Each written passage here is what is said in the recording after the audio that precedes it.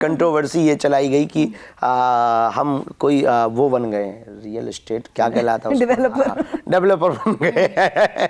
बहुत न्यूज़ें चलेंगे, देखो बाबा ये कर बेच नहीं सकता, ट्रस्ट की जमीन रहेगी। अरे भाई सीधा सा खेल है कि जमीन हम दे रहे हैं, आप आके बना लीजिए। अच्छा, लेकिन सिर्फ हिंदू बना सकता है ना? ऐसा नहीं है, आप हमारी परंपराओं को मानो तो आप मना लो। अच्छा। आप यदि किसी दूसरे मजहब के हो, हमारे यहाँ बस सिद्धांत ये रहेगा कि भूमि हमारा ट्रस्ट दे रहा, हमें आपसे पैसा नहीं चाहिए। धंधा कब होता है? जब पैसा हो। आप बना लीजिए। ऐसा देश में होगा कौन व्यक्ति जो कहे कि हमारी जमीन पे घर बनाओ? ऐसा कोई देश में होगा?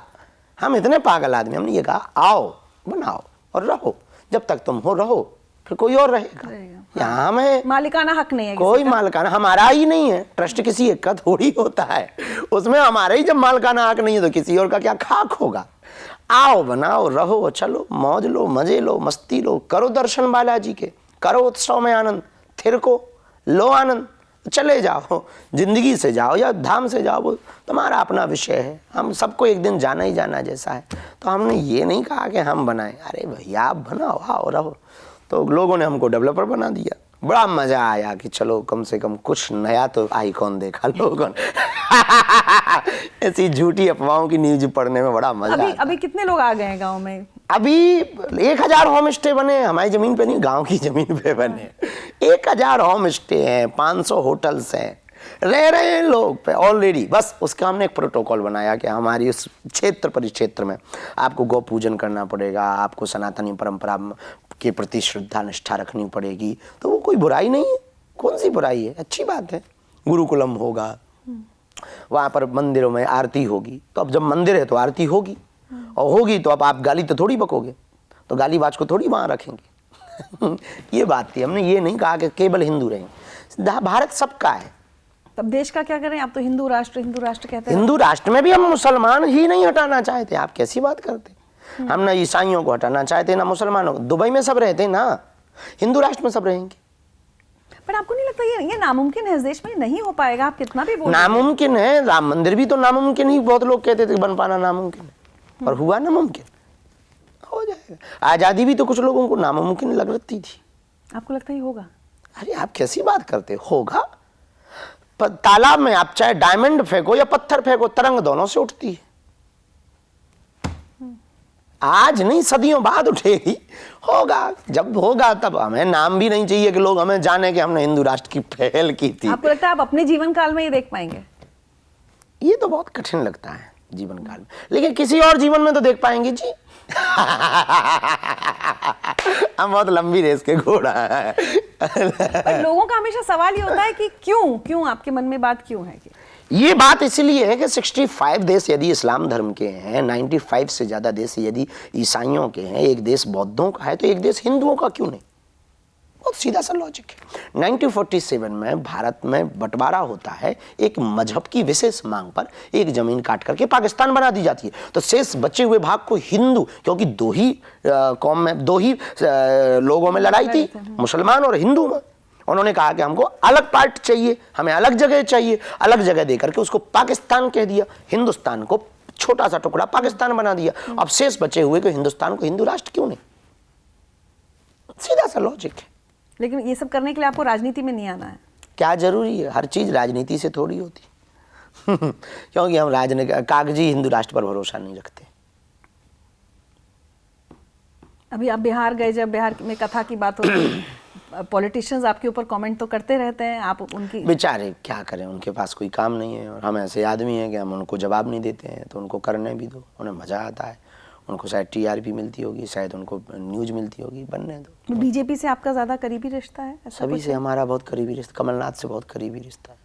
अच्छा। अब वो कांग्रेस के, उन्होंने हमारी कथा भी करवाई थी। मोहन यादव जी से भी बहुत अच्छा है, किससे बुराई हमारी। अच्छा, एक चीज़ ना हमेशा और कही जाती है कि हिंदू धर्म को हमेशा बहुत सहिष्णुता से जोड़ा गया है, कि भाई बहुत टॉलरेंट कम्युनिटी है। अब ऐसा लग रहा है कि जैसे आप लोग इसी टॉलरेंट में तो आप 80% बचे हो। इसी टॉलरेंट में तो आपकी बेटी श्रद्धा के 35 टुकड़े होते हैं।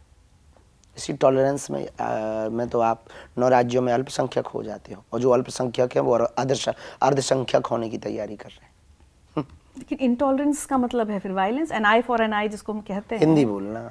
अंग्रेजी तो ऊपर से अगर निकल एक जाती। एक आंख के बदले एक आंख फोड़ी जाएगी तो पूरी दुनिया फिर कोई अंधी छेड़ेगा हो तो जाएगी। छोड़ा थोड़ी जाएगा। आप फोड़ो ही क्यों? आप हमारी एक आंख क्यों फोड़ो? हमने आपका बिगाड़ा क्या है? आप फोड़ो क्यों?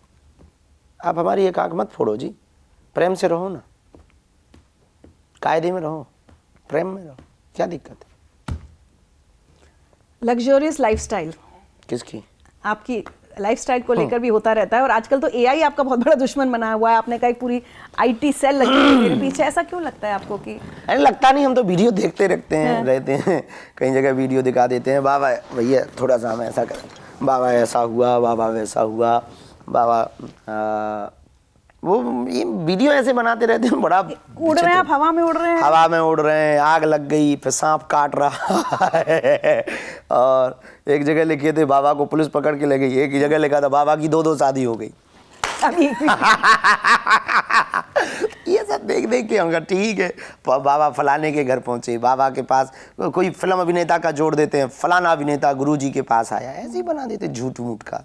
एक आपका वीडियो आया था जिसमें आप कह रहे हैं कि लोग हिंदू मुस्लिम करके तुमको लड़वाएंगे, उसमें लड़ना नहीं है, उसमें फंसना नहीं है। वो वीडियो क्या था? वो एआई का था या आपका असली है? नहीं, हमने सही बोला है जी। हाँ, वो तो बोला है।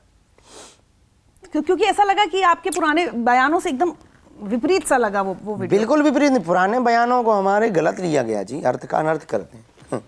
हमारे कोई भी बयानों में हमने कभी कोई बदलाव नहीं किया है, हम जैसे थे वैसे ही है। सिर्फ इतना कहना चाह रहे कि हम हिंदू मुसलमान करें क्यों, देश में दंगा क्यों बहाएं, गंगा क्यों ना बहाएं।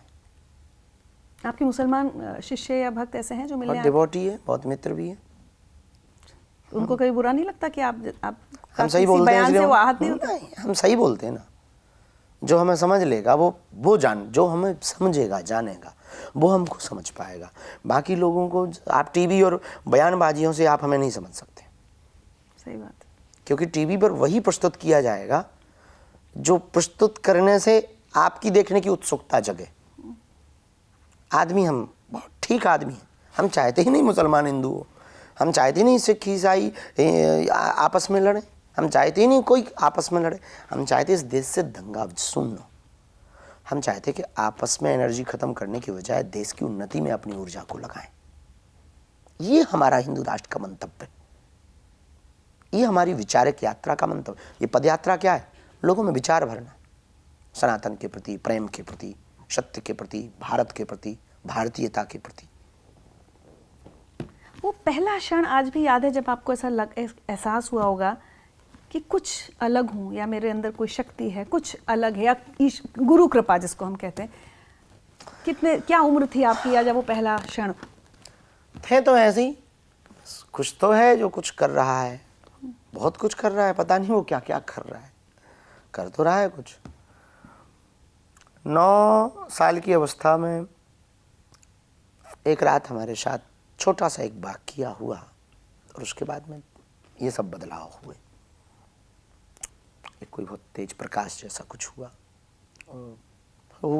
बस। सुबह हमको जब होश आया तो जैसे थे वैसे ही थे, कुछ खास नहीं था, बस अब ये अपने आप होता चला, जीवन बदल गया। हाँ, कुछ होता गया, होता जा रहा है, ये भी हमें पता नहीं, कहाँ ब्रेक लगेगा ये भी पता नहीं।